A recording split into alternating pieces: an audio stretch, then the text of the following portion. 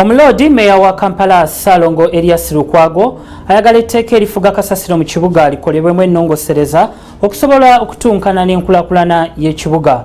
Lukwago okwogera bw'ati abadde atongoza ebimotoka ebigenda okuyola kasasiro mu Kampala. Omusasi waffe Grace Nantale Kakoza alina ebisingawo.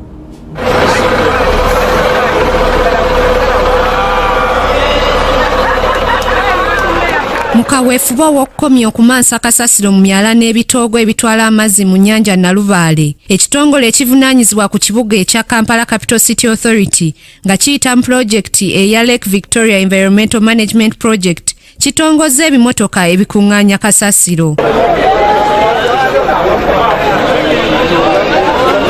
Ebimotoka bino byakukolera mu ggombolola bbiri omuli ey'e Nakawa ne Makindye kubanga ze ziriraaniganye n'ennyanja Nalubaale.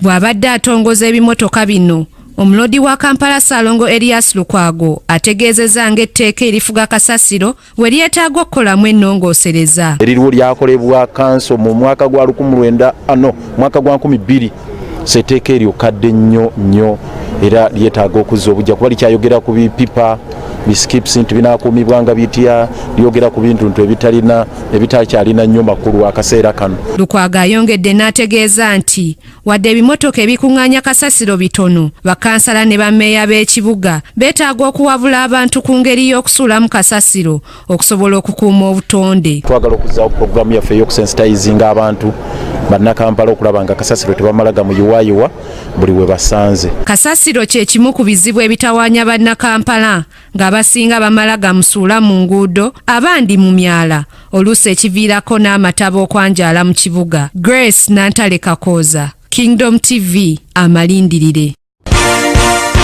This is Kingdom TV.